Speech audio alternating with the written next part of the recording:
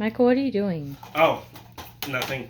Hey, I'm gonna tell you guys about 5 movies that fucked me up for life. They ruined my life. I'll never be the same after seeing these movies. So I want to share them with you. Um, my first pick is Hereditary. Hereditary, we saw it in theaters opening night, and I love scary movies. Scary movies are my favorite thing in the whole entire world. And I knew I fucked up though about midway through the movie. Spoilers. When this little girl's head was on the ground and it's covered in ants and maggots and all that gross shit, I was like, damn, this wasn't a good idea. And then the movie's over, and I loved it. I think it's one of the best horror movies ever made. I'll say that. This is one of the best ever. Then I got home, and the first sign that I fucked up by watching this movie was that when I got home and all the lights were off, I instantly went into panic mode. And they continued through the night when I went to go to bed and the lights were off. I just kept thinking about the fucking naked guy in the corner. What if he's in my room with his dong hanging out? What am I supposed to do? Fight him? You don't fight naked people. What? You just accept defeat at that point. Amber, listen. If you're in a room and then there's just a fucking old guy hanging dong, what are you gonna do? Well, that's how you doing. Alright, well, you nasty. But my next pick, Autopsy of Jane Doe. This movie is fucking terrifying. Really, really good. Everybody should watch it. It's another classic like Hereditary. But this movie creeped me out, and I didn't realize how much it creeped me out until it was over. My wife and I were watching it in the dark. And it was time to, get the Blu-ray out of the disc cartridge or whatever. And then I realized I don't want to get out of bed right now. And that was my indication that this movie ruined my life. And I still think about it when it's dark. I still get scared.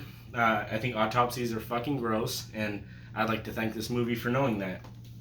My next pick is The Witch, or The Vavitch, as it's pronounced. I don't know.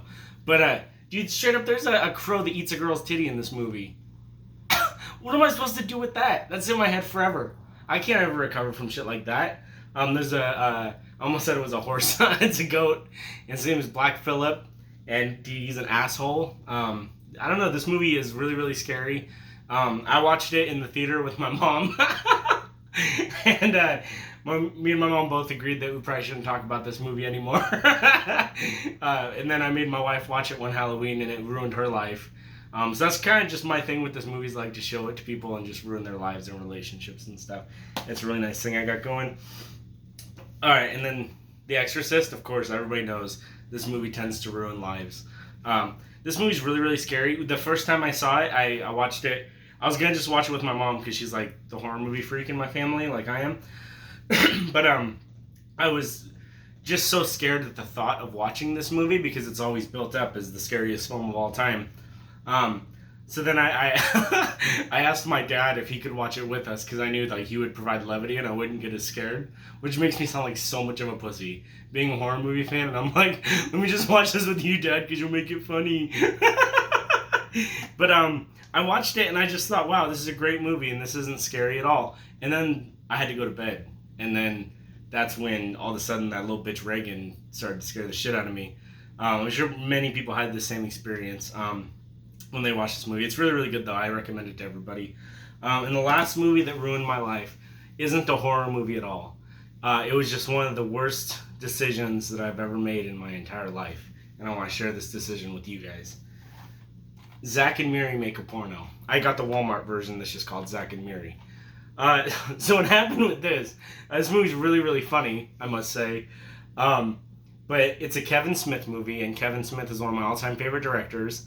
And my cousin, if he's watching this, Jason, fuck you for this, but he told me this movie's hilarious, and I said I might rent it this weekend, and he said do it.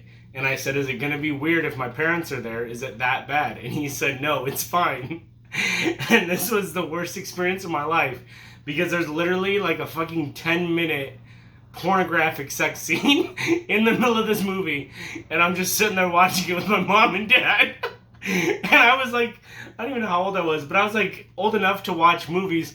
I willfully made the choice to cover my eyes because it was so uncomfortable, and I still have post-traumatic stress from it. Sometimes I wake up in the middle of the night in a cold sweat, be like, turn that movie off, it's gross. But yeah, this movie fucked me up forever. So I want to give shout out to Jason, my cousin, and Kevin Smith for just ruining everything. That's the video I have for you guys. Like and subscribe and share and comment and all that kind of stuff.